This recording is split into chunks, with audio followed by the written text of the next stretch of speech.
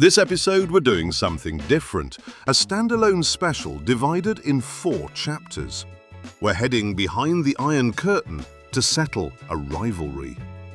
In 1978, the world was still locked in the Cold War.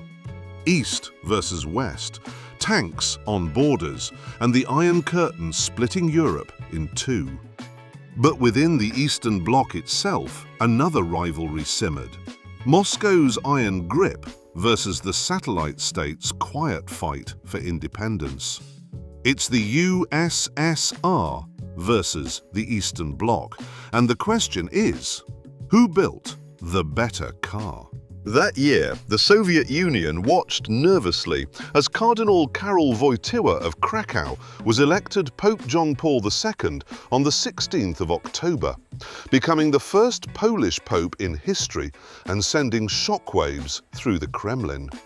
On the 5th of December, Moscow signed a friendship treaty with Afghanistan, promising military and economic support in what would become one of the USSR's costliest miscalculations. Across the Eastern Bloc, Prague hosted the European Athletics Championships from 29th of August to 3rd of September, drawing 847 athletes from 30 countries to compete in Czechoslovakia's capital. Meanwhile, in East Germany, the government imported 1 million pairs of Levi's jeans from America, in a desperate attempt to win over a population increasingly enchanted by the West. 2 worlds under one curtain. And in the car parks from Toliati to Prague, that rivalry played out in a different way, with spanners, carburetors, and national pride. Some say Moscow's engineers built family cars as tough as T-34 tanks, while their neighbors in Czechoslovakia, East Germany, Poland, and Yugoslavia proved you could survive the Politburo with a bit of flair and a rear-mounted engine. The question remains, in 1978, who did it better? This is 4 Wheels and Fuel, the USSR versus Eastern Bloc special.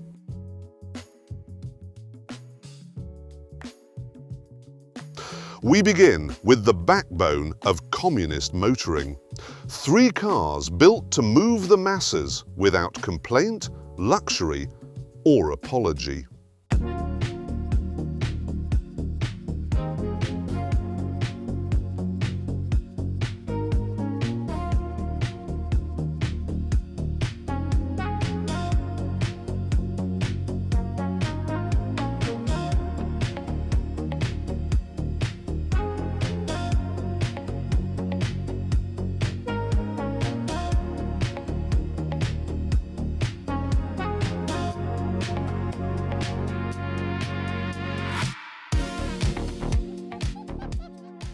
Lada 1200. When you think of Soviet ingenuity, your mind might wander to Sputnik, chess grandmaster, or frighteningly efficient Q formation. But the Lada 1200, that was Mother Russia's idea of a people's car, built tough enough to survive Siberia, yet simple enough to be fixed with a hammer and a bad attitude. Born from the bones of the Fiat 124, the Lada 1200, nicknamed the Kopeka, the smallest Soviet coin, 1/100th of the ruble, or Vaz 2101, if you want to get technical and a little scared, was the result of a Soviet-Italian love affair. Fiat provided the blueprints, the tools, and the know-how, and the USSR promptly redesigned it to survive potholes the size of Belarus. They reinforced the chassis, installed thicker steel, and even replaced the disc brakes with good old-fashioned drums, because apparently stopping was optional. Under the bonnet, a 1.2-liter inline-4 petrol engine producing a thrilling 60 horsepower, 0 to 60, eventually. Top speed? Around 87 miles per hour if you could find a road or a regime brave enough to let you try it. But the real story isn't performance, it's resilience. Lada were made for roads that weren't really roads. They could be driven over gravel, sand, snow, or corpses of previous Ladas. Maintenance? Easy. Just open the bonnet and shout at it in Russian. The interior was Spartan, plastic, vinyl, and whatever dreams were left after communism had their way. But who cared? It was cheap, reliable, and available. Eventually, most people waited years for their Lada, which meant by the time they got one, they treated it like a third child. And while the West snickered, the Lada outlasted empires. You can still find them running today, smogging up the streets of Eastern Europe like aging Marlboro men with a grudge. It may not have been pretty, or fast, or remotely modern, but it worked. And in Soviet Russia, that was about as high as the bar ever got.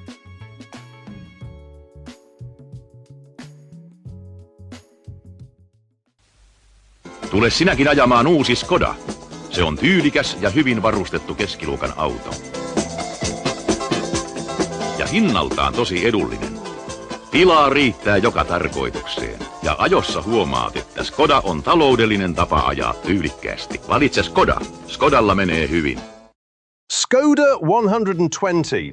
In 1978, the Skoda 120 was not the car you bought if you wanted to impress the neighbours. This was the car you bought if you wanted transport that was cheap, tough, and available without a 6-month waiting list. It was Eastern Bloc motoring distilled. Basic, rear-engined, and about as fashionable in Britain as wearing the Soviet tracksuit to the pub. Pop the rear bonnet, and there sat a 1.2-litre 4-cylinder engine. Air-cooled simplicity? Not quite. This one was water-cooled, but still mounted in the tail, like a poor man's Porsche 911. It made around 52 brake horsepower, which was enough to get you from A to B, but not always to C. Inside, things were Spartan. Hard plastics, thin seats, and switchgear that looked like it had been lifted from a child's toy box. But it worked. It was simple, and for families in Eastern Europe, it was honest transport. The gear lever had a long, vague throw, as if it was guessing the location of each gear. But once you found the rhythm, it did its job. On the road, the Skoda 120 had one party trick: traction. With the weight over the rear axle, it gripped surprisingly well in snow and ice, making it a favourite in its home markets. In Britain, though, that same setup meant oversteer if you lifted off mid-corner, which could turn the weekly shop into a motorsport event. The suspension was soft, the steering vague, and refinement was theoretical. But it kept going long after British Leyland rivals had rusted back into iron ore. Works? Plenty. The bonnet was at the back, hiding the engine, while the boot sat in the front.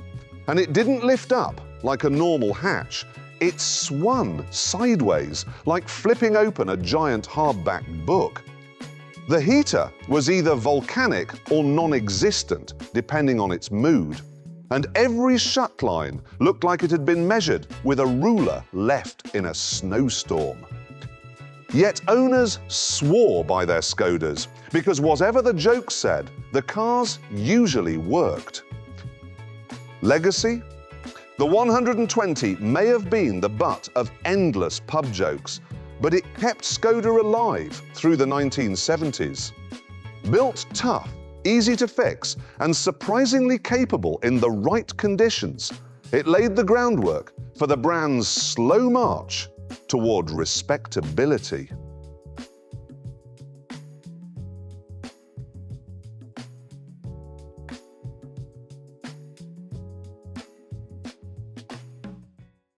Vier Trümpfe mit dem Trabant 601. Bequem für 4 Erwachsene. Viel Raum für Ihr Gepäck.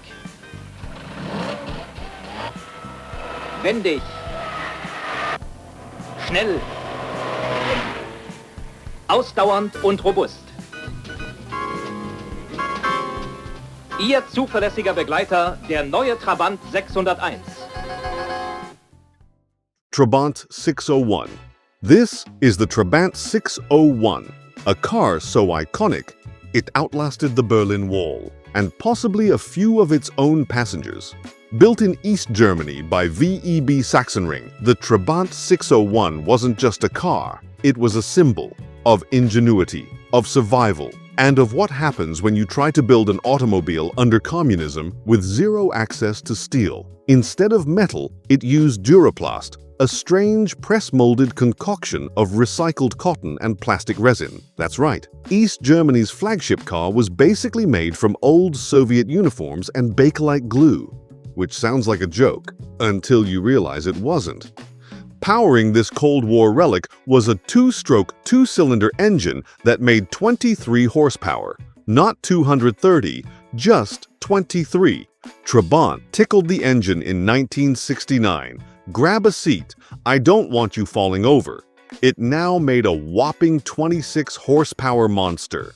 It sounded like a chainsaw with bronchitis and left behind a blue cloud of smoke so thick it could be considered performance art.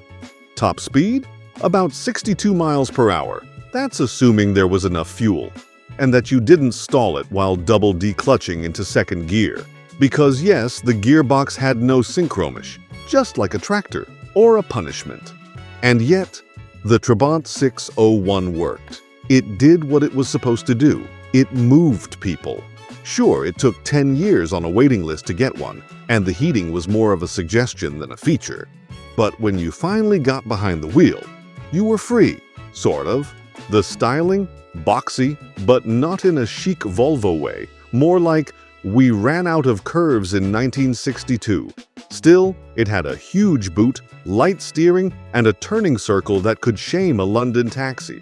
The 601 ran from 1963 to 1990 and barely changed at all. That's 27 years of two-stroke stubbornness. And when the wall fell, Trabis poured westward like an exodus of noisy, smelly freedom pods. People laughed and cried and laughed again. The Trabant may have been underpowered, outdated, and outrageously crude, but in its own plucky, puffing way, it was a triumph.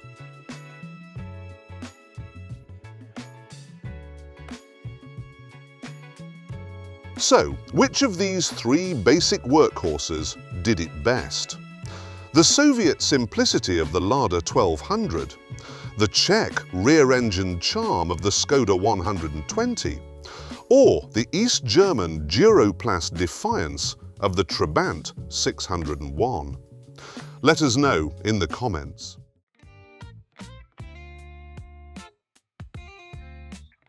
Next, we move up the ladder to the flagship saloons. Cars that promised a bit more power, a touch more comfort, and just enough prestige to impress the neighbors at the party meeting. Lada 1600. If the Skoda 130 RS showed the East could race, the Lada 1600 proved it could endure. It was the everyday hero, the car that carried families, groceries, and entire generations through winters that would make most Western cars shiver. Known officially as the VAZ 2106, it was Lada's proudest creation, the company's flagship, built to outlast everything from bad roads to bad politics. At home, though, people didn't call it by numbers. They called it Sześciorka, the sixth one, said with the kind of affection normally reserved for a family pet. In 1978, it stood for the same thing across Moscow, Warsaw, and even Milton Keynes: dependability. Your dad might have had one, or maybe your aunt swore by hers for the weekly market run. Either way, it was a familiar shape, square, honest, and built to take punishment. Pop the bonnet, and there sat the 1.6-litre four-cylinder. A simple, unpretentious engine that never asked for much and gave more than expected. About 78 brake horsepower of steady progress, fed through a 4-speed manual. Grandmother would have said it sounded busy, and she'd have been right. The Lada never hurried, but it never quit. The interior was plain but dependable. Heavy switches, half-vinyl seats that outlived the furniture at home, and a heater that could roast your ankles in seconds. Mum would have kept a blanket on the back seat just in case, while Dad muttered about spark plugs and petrol coupons. And yet, on a cold morning when it fired on the first turn, the whole family trusted it a little more. Out on the road, the 1600 was steady and sure-footed. The steering was heavy at low speeds, but direct. The suspension soft enough to glide over potholes that would swallow a Renault whole. It didn't corner with grace, but it travelled with purpose. Across cobbles, gravel, and half the continent, if asked. In a world obsessed with prestige, the Lada made reliability look heroic. It wasn't about style or status. It was about getting everyone where they needed to be every single day. Grandad might have laughed at its looks, but he'd have admitted, quietly, that it always came home. Looking back, the Lada 1600, the Vaz 2106, the Sześciorka, was more than a car. It was a companion, a workhorse, a stubborn friend that refused to give up. For millions across Europe, it was the sound of normal life. And in its own modest way, that made it just as important as any sports car.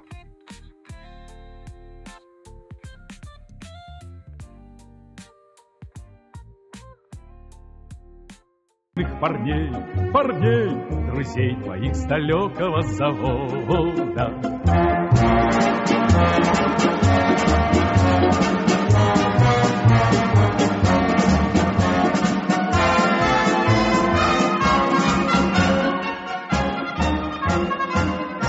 Moskvich 2140. The Moskvich 2140 arrived in the mid-70s as one of the Soviet Union's staple family cars, a continuation of a long-running lineage that favored durability above everything else. By February 1979, it was a familiar sight across Eastern Europe, known less for refinement and more for its ability to survive roads that regularly defeated newer designs. It was not built to impress neighbors or charm reviewers. It was built to keep moving in conditions where many cars simply gave up. Your grandfather might have sworn he saw one in London once, even though he probably confused it with something else entirely. Under the bonnet, the 2140 revealed a straightforward engine layout that reflected the car's utilitarian roots. A 1.5-litre four-cylinder produced around 75 brake horsepower and delivered a top speed near 87 miles per hour, with a 0 to 60 time in the region of 17 seconds. A 4-speed manual transmission was standard. Components sat with generous spacing around them, the result of a design philosophy focused on easy repairs rather than tight packaging. The air filter housing sat prominently on top of the engine, while routing for hoses and cables stayed clear and accessible. It was the kind of bay where even your neighbor with 3 tools and no patience could manage a weekend tune-up. Inside, the Moskvich offered a cabin shaped around rugged simplicity.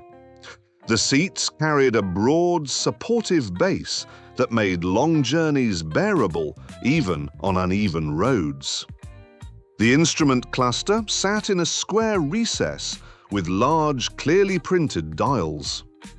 The controls used sturdy mechanisms that moved with a firm, mechanical feel rather than finesse. Storage was limited to a glove box that often collected tools that someone forgot to put back in the garage. It was not designed to impress. It was designed to work. From the outside, the 2140 presented a blocky silhouette that mirrored the industrial tone of the decade. The front carried rectangular headlamps set into a wide metal frame that gave the car a determined expression. The sides followed long, uninterrupted panels with shallow contours that added a hint of structure without embellishment. The roofline ran straight toward a squared-off rear section that preferred practicality over style. On the road, the Moskvich moved as if it had nowhere urgent to be. The steering passed every ripple of the surface directly into your palms. The suspension settled into bumps rather than avoiding them, giving each journey a small sense of adventure. The Moskvich 2140 earned its reputation by refusing to stop, no matter what the road or weather decided to throw at it.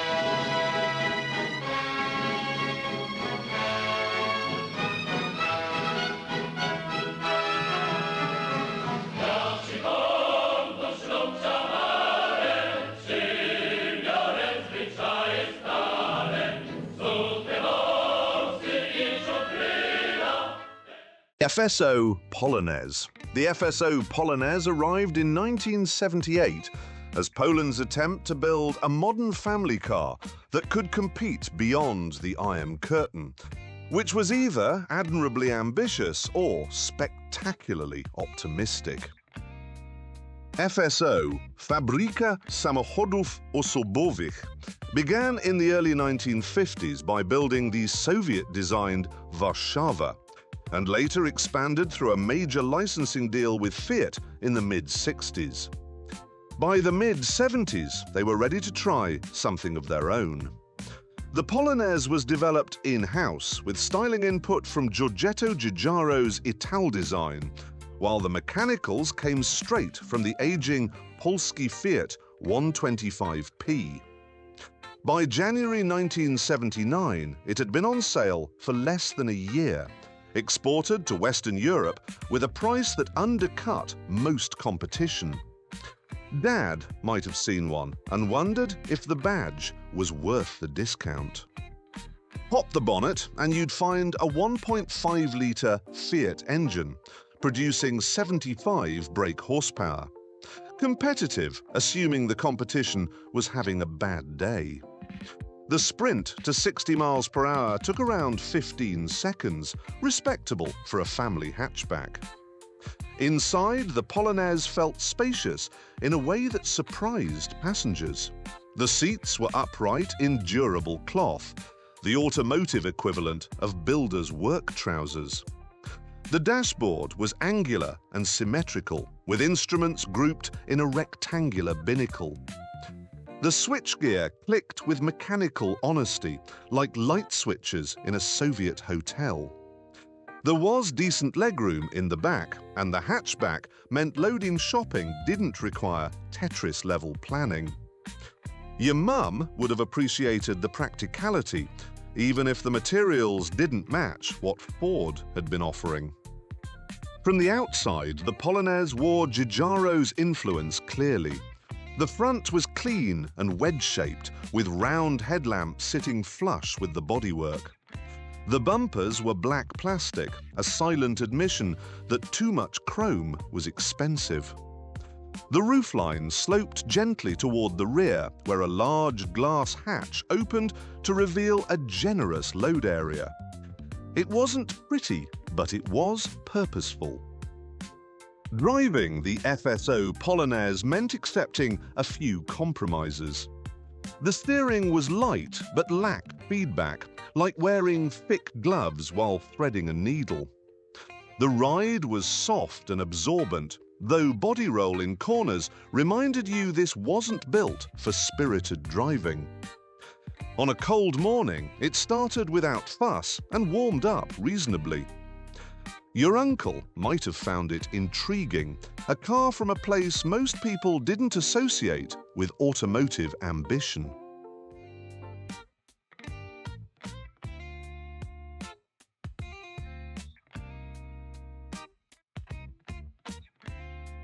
Which upgraded saloon won the battle for Eastern Bloc respectability? Moscow's Lada 1600, the Soviet alternative Moskvich 2140, or Poland's Giugiaro-styled FSO Polonaise? Tell us which one deserved a spot in the ministry car park.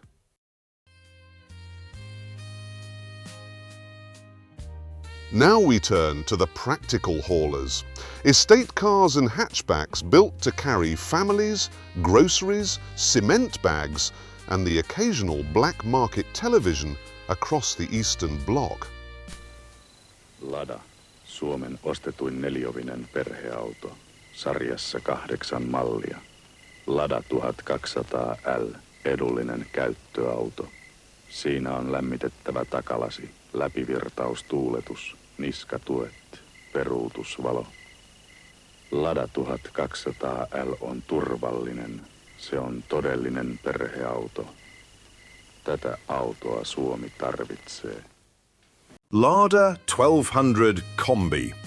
Europe wanted simple family cars. Fiat built the 124 Familiare, and then something rather unexpected happened. The design was shipped east to the Soviet Union, where engineers rebuilt it for a life of poor quality fuel, unpaved roads, and winters that would make an Italian reconsider their career choices. It became the ultimate automotive boomerang. An Italian estate car went to the USSR, underwent a reinforced makeover at Volsky Automobilny Zavod, or VAZ, and re-entered Europe under a new name, Lada. At Togliatti, the vast factory Fiat helped build, the estate version appeared in 1972 as the VAZ 2102. Western importers called it the Lada 1200 Combi because no one in London or Rotterdam was going to advertise a car as 2102. Underneath, it remained the Fiat 124 Familiare, but re-engineered by a system convinced that cars should survive Siberia, broken roads, and long periods of neglect without complaint. Pop the bonnet and you'll find a 1.2-litre four-cylinder built more for stamina than sophistication. About 60 brake horsepower, a top speed around 85 miles per hour, and a 0 to 60 time that refused to be hurried. A single carburettor handled the breathing, and the 4-speed gearbox had long, deliberate shifts. But it never felt fragile. Everything in the engine bay was accessible and logically arranged, designed for owners who were expected to fix things themselves, even on a snowy day in Omsk. Inside, it was straightforward. An upright dashboard with large switches and heater sliders that could be operated with gloved hands, and seats that held up better than they looked. No frills, no pretense, only the sort of honest storage that made room for the everyday clutter of motoring, and a toolkit that kept the car going between towns. Visually, it stayed faithful to its Fiat origins. Single headlamps, a flat nose, straight body lines, and a wide tailgate with a loading floor big enough for half a family, a week's shopping, or the household toolbox. It was the simplest Lada to understand. 5 doors, 4 wheels, and even room for the mother-in-law, if you couldn't avoid bringing her. On the road, the 1200 Combi was never quick, never sharp, but always durable. The steering felt heavy at low speeds. The body leaned like a ferry in a crosswind, and the brakes demanded patience. But it always delivered on its promise to start, to drive, and to keep driving, even on roads where many Western cars would abandon their suspension in despair. The Lada 1200 Combi, born in Turin, hardened in Togliatti, and returned to Europe tougher than the Fiat license that created it.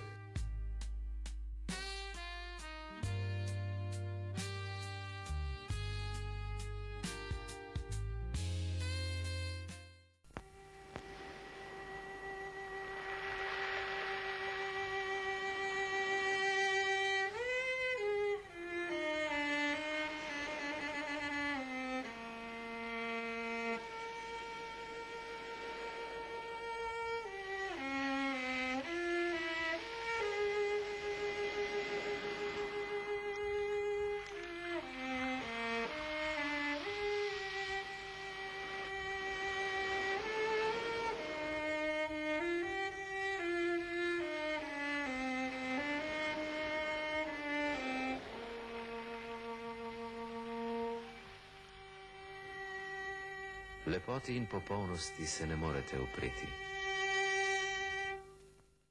Zastava 101. In a corner of Europe where winters are long and roads are never quite smooth, the Zastava 101 had already spent years just getting on with the job. Built in Yugoslavia on Fiat 128 underpinnings, but with its own hatchback body, it was the car you saw outside apartment blocks, cement works, and small corner shops. Where many West European families still drove small saloons with a separate boot, workers and teachers here had a proper tailgate long before the idea became fashionable. And they got it without paying Italian money. Pop the bonnet and the Fiat connection is obvious. The transverse 4-cylinder sits slightly canted over, with the can cover, plug leads and carburettor lined up towards the grille. It is a simple overhead cam unit of around 1.1 to 1.3 litres, good for roughly 60 brake horsepower, through a 4-speed gearbox to the front wheels. There is nothing flashy to see, plain cooling hoses, easily reached plugs, and a layout that any village mechanic from Skopje to Split could understand. Inside, the 101 feels honest and a little severe. The dashboard is a straight plank with an instrument pod ahead of the driver and a few rotary knobs and sliders in the middle. Seats are broad but flat, trimmed in vinyl or simple cloth that has to put up with work overalls, muddy boots and overflowing shopping bags. The steering wheel is large and thin. The gear lever rises in a long, slightly springy arc from the floor. And in the back, there is just enough room for a small family, plus their coats and market bags. Nobody expects luxury. The whole cabin is set up to be wiped down and used again tomorrow. From the pavement, the 101 looks tougher than its Italian cousin. The nose is short and blunt, with round headlamps and a plain grille. The sides are almost ruler straight.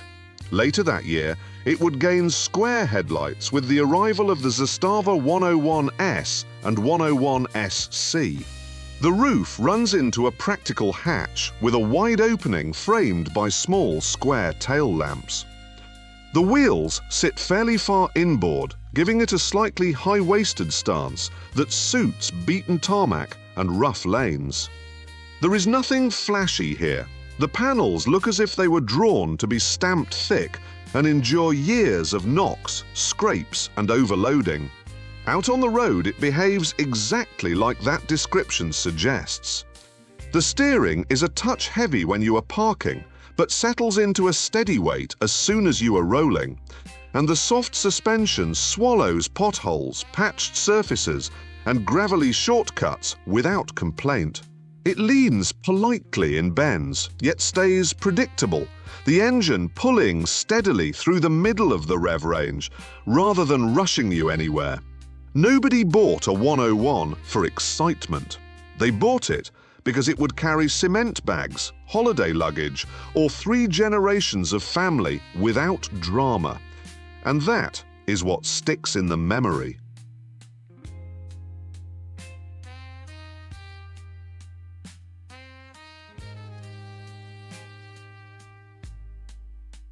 Da ist er. 125 Kilometer. Ausgezeichnete Straßenlage. Der neue Wartburg 1000. Ein echter Fünfsitzer. Kofferraum für 57 Fußbälle. Modernste Karosserieform. Der neue Wartburg 1000 aus der Wartburgstadt Eisenach. Wartburg 353. If the Fiat 131 was style and the Subaru 1600 was science, the Wartburg 353 was sheer stubbornness on wheels. Built in Eisenach, East Germany, it came from a land where getting the car required patience, paperwork, and party approval. For most people, owning a Wartburg wasn't about freedom. It was about finally reaching the front of the queue.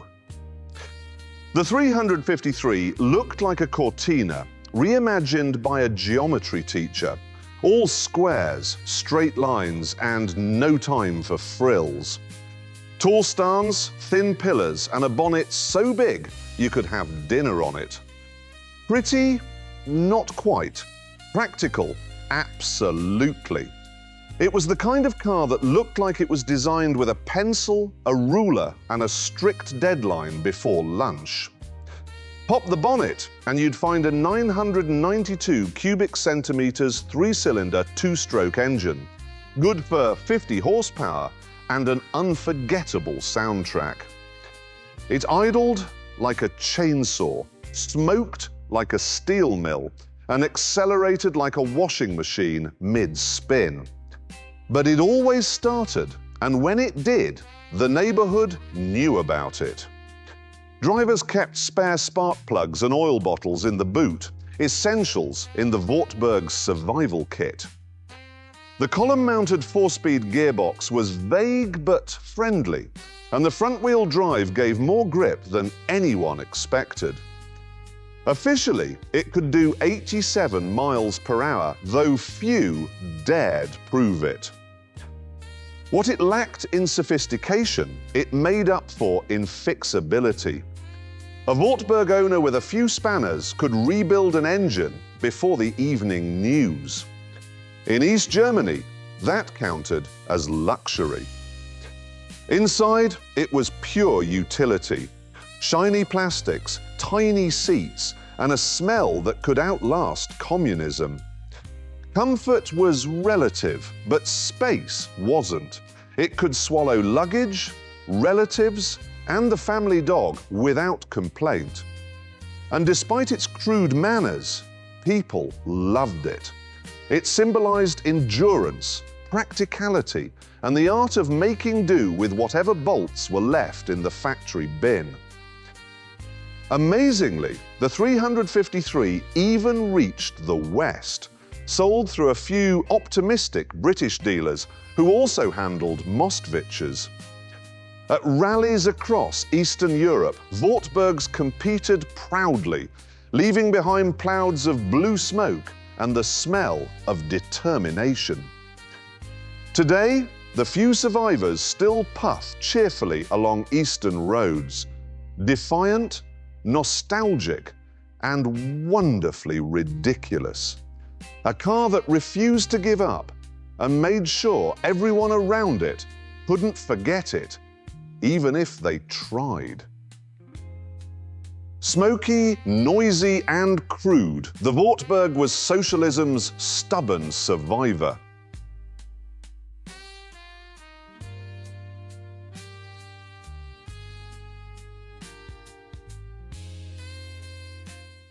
When it came to hauling life's essentials, which workhorse served you best?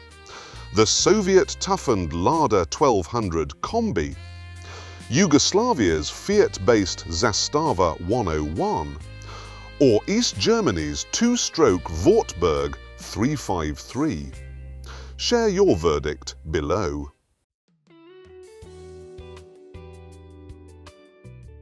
Finally, we meet the outliers, one built to conquer Siberia, one to prove that style mattered even under communism, and one that took the fight to the West on Europe's rally stages. Итак, в нашей стране появился новый автомобиль, надежный, комфортабельный, обладающий повышенной проходимостью и хорошими внешними данными. Вам, колхозники, рабочие совхозов, строители, чабаны, лесорубы, всем, кто живет в трудных условиях бездорожья, предназначается этот автомобиль, в котором вам всегда будет тепло, уютно, удобно, который надежно защитит вас от холода и пыли, от дождя и снега, и который не подведет вас на трудной дороге и вовремя доставит к месту назначения. Словом, автомобиль-помощник сошел с конвейера на дороге нашей страны. В добрый путь. Lada Niva 1600.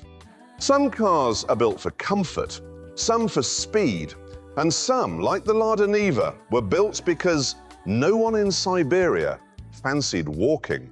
Introduced in 1977, the Niva was the Soviet Union's first attempt at a truly modern off-roader. Compact, civilized, and affordable enough that even a party official could justify one. It was a rugged little box that looked ready to drive across the Urals, and as it turned out, it could.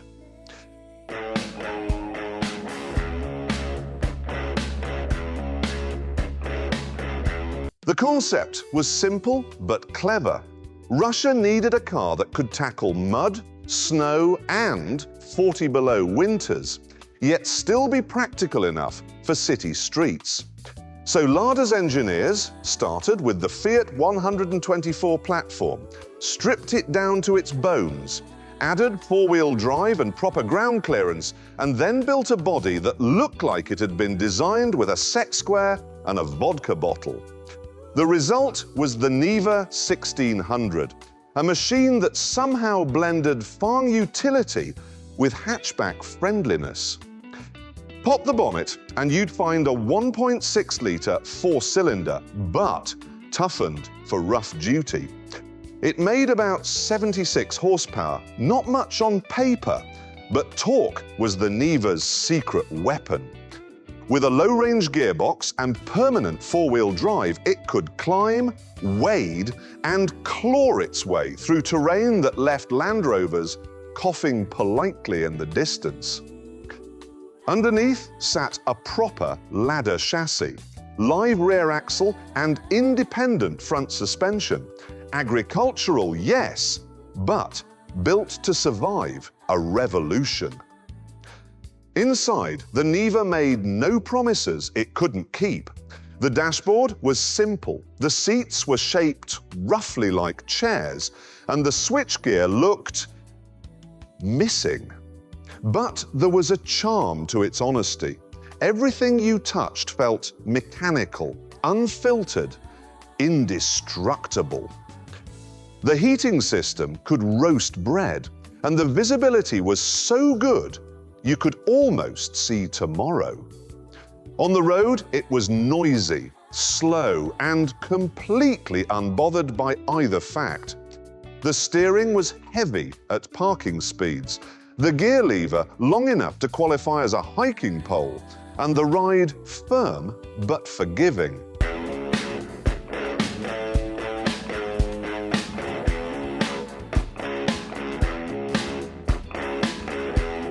But once you left the tarmac, the Niva transformed.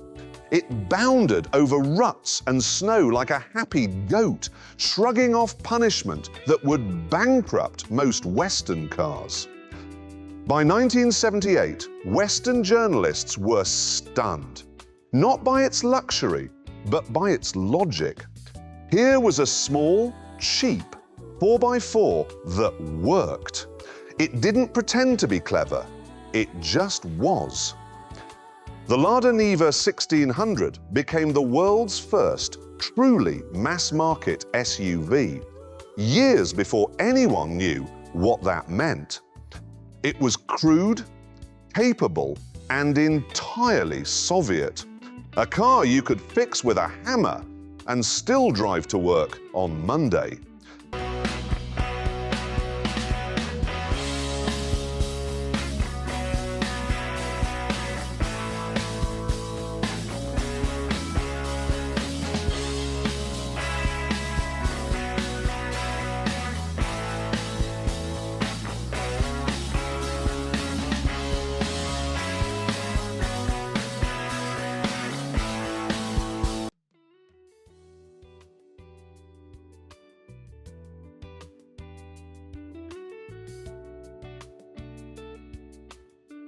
Časem se objevila na našich ulicích a silnicích novinka tuzemského původu.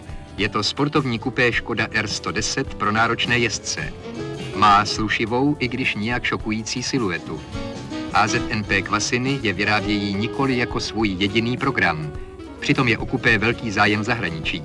A tak není divu, že na domácím trhu se R110 objevuje jako šafrán. Pro naše náročné automobilové fanoušky je ovšem rychlý sportovní vůz jen pominový. Škoda 110R Coupe. And now we go east, way east, to Czechoslovakia, land of brutalist architecture, mushroom soup, and surprisingly cheeky coupes. This is the Škoda 110R Coupe, and before you scoff, yes, it's sporty. Sort of. Maybe, if you're generous. Introduced in 1970, the 110R was based on Škoda's humdrum 100 saloon, but given a radical makeover. Swoopy roofline, frameless doors, and rear-wheel drive. And that engine? A 1.1-liter inline-4, mounted in the back, air-cooled, and buzzing out a thrilling 52 horsepower. That's right, not fast, but definitely trying. It was the Eastern Bloc's version of a dream car. If you were a young Czech lad with posters of the Porsche 911 on your wall, the 110R was probably the closest you were going to get. And you know what? That wasn't a bad thing. The 110R wasn't just a pretty face. It had poise. With its light rear end and rear-mounted engine, it handled with a sort of nervous eagerness. Lift off mid-corner, and you might find the rear swinging wide, a dance more familiar to Stuttgart than Škoda. But in the hands of someone brave or just foolish, it could be genuinely fun. The styling was tidy, angular, purposeful, chrome accents, even a sporty little dashboard with a rev counter, rare in cars from the Eastern Bloc. It looked like a car someone cared about. And here's the kicker. This humble 110R was the foundation for one of Škoda's most important cars, the 130 RS, a lightweight rally weapon that beat Western rivals across Europe's most dangerous tarmac stages, built on 110R bones. Now that's pedigree. Top Gear didn't feature it prominently. It was a bit obscure in the UK, but across Eastern Europe, the 110R was a legend. The kind of car that made people stare at dealership windows and daydream, even if they were queuing for bread at the same time. It wasn't perfect, but it had soul. And in 1977, soul counted for a lot. So while the West had Capri and Cortinas, the East had this, a two-door wedge of hope with a rear engine and a rebel streak.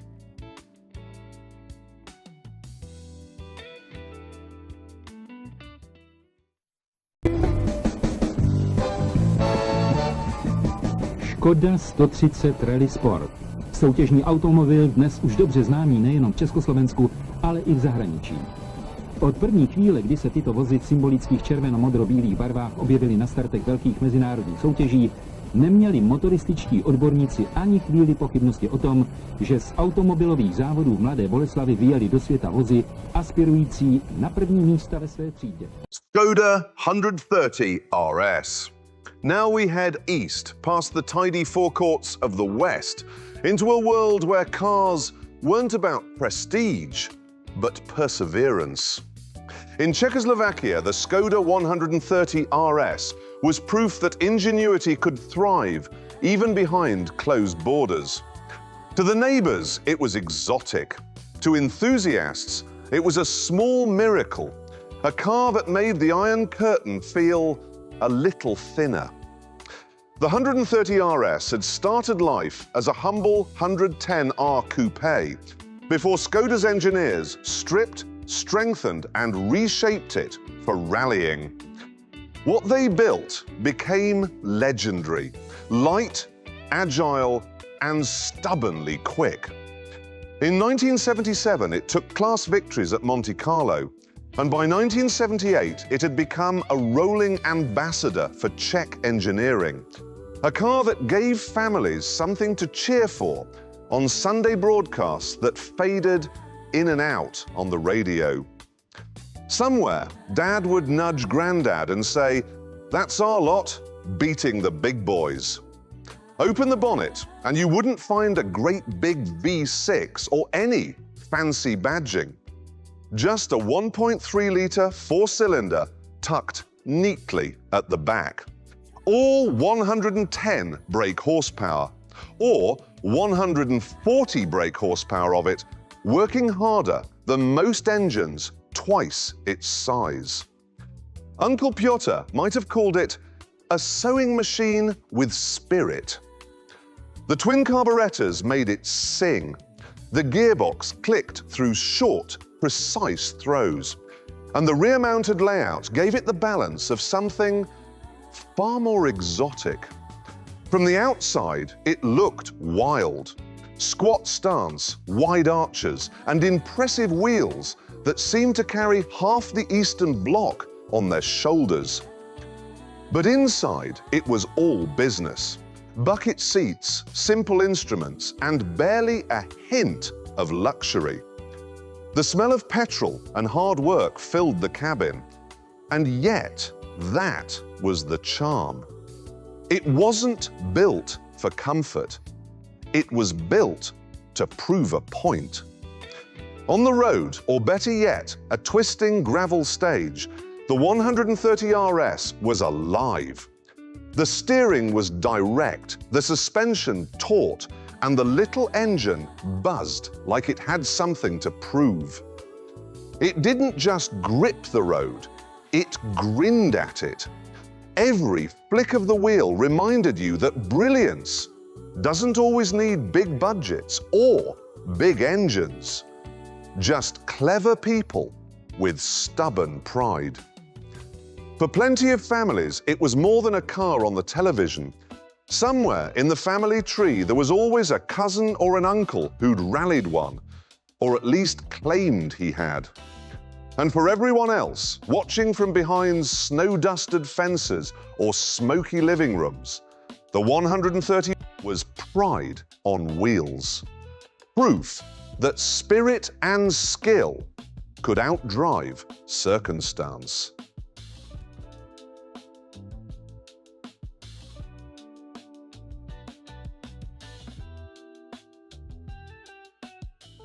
Among these three mavericks, which one impressed you most?